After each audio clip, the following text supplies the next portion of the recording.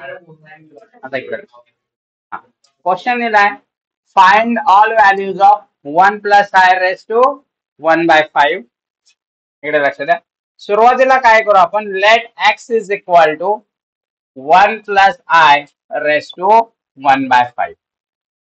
हा 1/5 इकडे येताना काय होईल, एक्स ची पॉवर 5/1 म्हणजे x raise to 5 is equal to 1 plus I.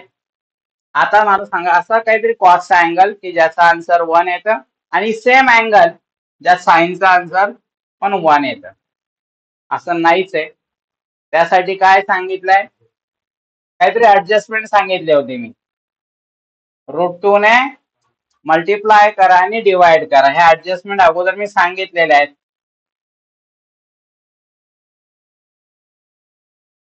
नाव √2 इथं सेपरेट करा, 1/√2 plus i into 1/√2. This is x raise to 5. आता बघा बरं, कॉसचा असा अँगल सांगा ज्याचा आन्सर 1/√2 येतं, सेम अँगलचा आन्सर पण 1/√2. कोणता आहे, 45 degree. So x raise to 5 is equal to √2 cos π/4 plus i sine π/4. कारण या ठिकाणी लक्षात घ्या, cos π/4 म्हणजे 45 degree and sine π/4 that is a 45 degree. दोघांचा आन्सर सेम आणि ते आन्सर येतं 1/√2. Now x raise to 5 is equal to √2, याला आपण कसं लिहितो, सिस π/4. यानंतरची स्टेप काय होते, याच्यात आपण काहीतरी ऍड करतो, आय थिंक सो. काय ऍड करतो आपण, x raise to 5 is equal √2, यात आपण ऍड करतो 2πk. काही जण 2πn पण घेतात, ते पण करेक्ट आहे, नो प्रॉब्लेम. प्लस π/4. त्यानंतर आपण बेस इक्वल करतो, x raise to 5 is equal to √2 cis काय होईल, 2 4 जा 8πk plus pi upon 4. X raise to 5 is equal to √2 cis. आता इथं कॉमन काय निघतंय बघा, डिनॉमिनेटरचा 4 आणि न्यूमरेटरला काय कॉमन आहे, पाय, म्हणजे 8k प्लस 1 इंटू π/4. आता एक्स रेस टू 5 तिकडे जाताना काय होईल, हा पूर्ण ब्रॅकेटचा म्हणजे √2 into 6 8k plus 1 into π/4 whole bracket raise to 1/5. आता दोघांचं सेपरेट करा, x is equal to √2 raise to 1/5 bracket मध्ये 6 8k plus 1 into π/4 raise to 1/5. Now या ठिकाणी x is equal to 2 raise to 1/2 raise to 1/5. आता 1/√2 कसं आलं, स्क्वेअर रूट म्हणजे रेस टू 1/2. आता इथं अप्लाय करा, 6 8k प्लस 1 π/4 इंटू 1/5. इथं काय अप्लाय केलं आपण, डी मोर्स थेरम. आणि डी मोर्सची स्पेलिंग व्यवस्थित करून ठेवा ना, डी मोर्स थेरम आहे, मोये मोये लिहून येऊ नका तिथं. So x is equal to 2 raise to, बघा इथं काय होईल, पॉवरची पॉवर आहे म्हणजे मल्टिप्लिकेशन, 1 इंटू 1 1 आणि 2 into 5 10. 6 8k plus 1 pi into 1 पाय 4 इंटू 5 20. ठीक आहे. आता एक्स रेस टू 5 आहे, एक्स रेस टू 5 आहे, तिथं अपॉनचा 5 आहे, म्हणजे किती रूट यायला पाहिजे, टोटल 5 रूट्स यायला पाहिजे. मग त्यासाठी के ची व्हॅल्यू काय काय पुट करणार, 0 1 2 3 4. That will be our answer. So let's this is the question number 1. Put k is equal to 0 in equation 1. So x is equal to 2 raised to 1 by 10. This काय will 8 into 0 plus 1. That is the 1. 1 into pi by 20 म्हणजे इथं काय येईल pi by 20. म्हणजे हा first route झाला. Put x is equal to 1 in equation 1. So x2 is equal to 2 raised to 1 by 10. Since आता बघा x 1 पुट करा k ची value 8 into 1 plus 1. That is 9. 9 pi by 20. Put x is equal to 2 in equation 1. So x3 म्हणजे third root 2 raised to 1 by 10 says 2 put करा 8 to the 16 16 plus 1 17. So 17 pi by 20.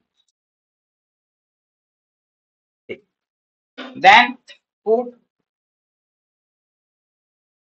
x is equal to thank you या ठिकाणी k ची value put करायला पाहिजे होती आपण k is equal to 1. I'm sorry and thank you. So put k is equal to 3 in equation 1. x4 is equal to k ची value 3 put केली तर काय होईल 8 3 is 24 plus 1 so 25. So 2 raised to 1 by 10 is 25 pi by 20. काहींच्या mind मध्ये आलं असेल की सर कॅन्सल इथं सिम्प्लिफाय होऊ शकतं. So 2 raised to 1 by 10 is 5 pi by 4 असे तुम्ही लिहू शकता. त्यानंतर लास्ट व्हॅल्यू पुट करायची आपल्याला. Put k is equal to 4 in equation 1. So x5 is equal to 2 raised to 1 by 10 is 8 for the 32 plus 1. That is a 33 pi by 20. So these are the 5 roots. शेवटी हवं तर तुम्ही सर्व route असे एका लाईनीत लिहू शकता. फायनल आन्सर त्याला ब्रॅकेट करू शकता. तो असंही तुम्ही लिहू शकता. So that will be the answer. Now the next question दिलाय solve x cube minus 1 is equal to 0. सुरुवातीला आपण गिवन लिहून घेऊ. x cube minus 1 is equal to 0. So x cube is equal to 1.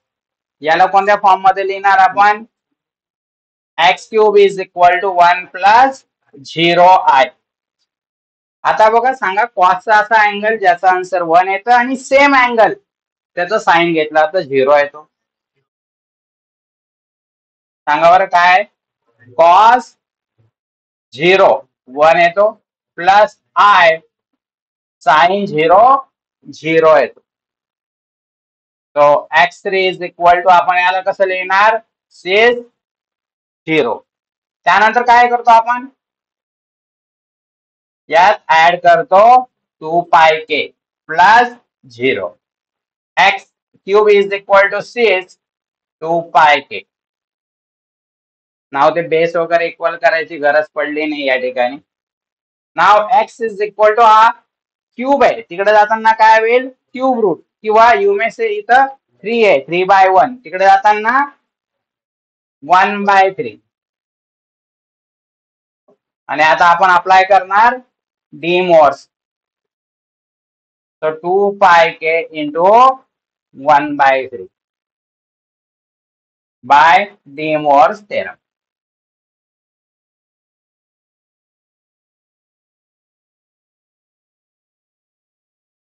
So x is equal to 6 2 pi k by 3.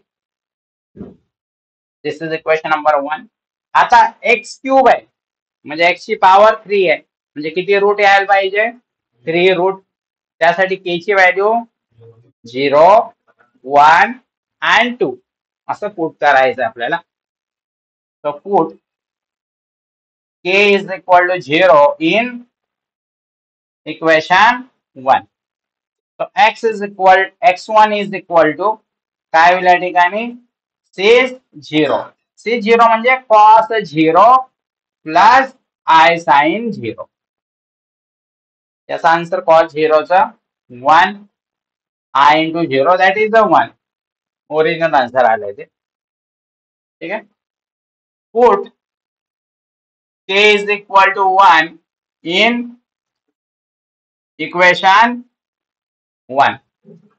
k ची value आता 1 put करायची आहे. So x2 is equal to 6 2 pi by 3. आता 2 pi by 3 म्हणजे काय येतो constant येतो ना. सॉरी 2 पाय बाय 3 म्हणजेच किती दॅट इज कितना 120.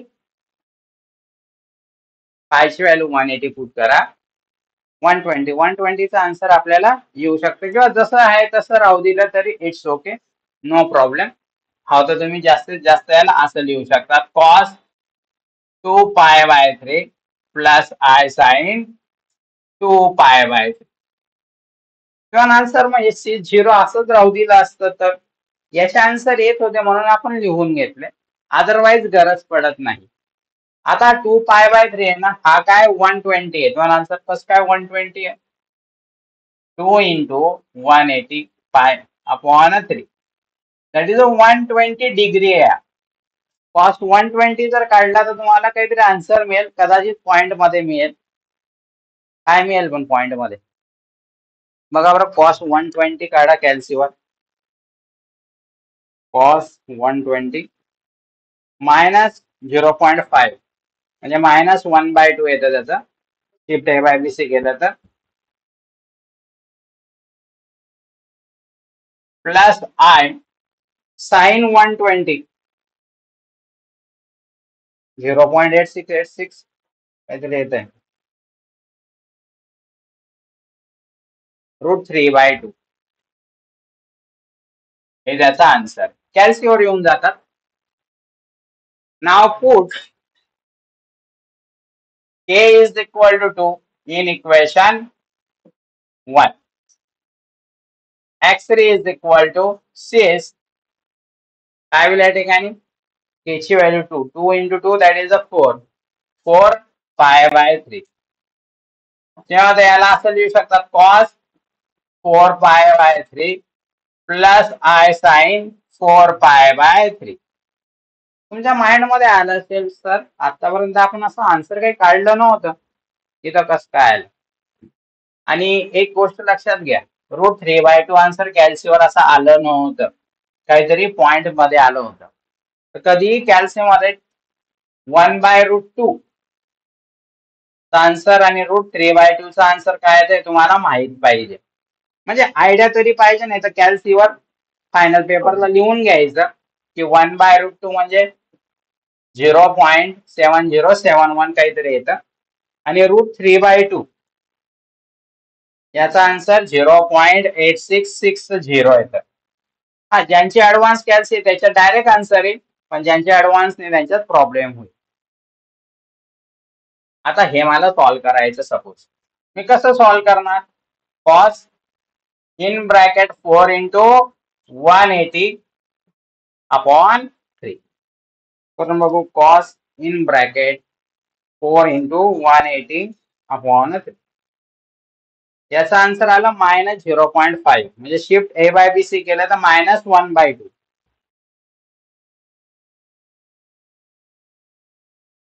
Then sine in bracket 4 into 120 upon 3 याचा आन्सर मायनस 0.8660 मायनस 0.86 म्हणजेच minus i √3/2 that will be the final answer.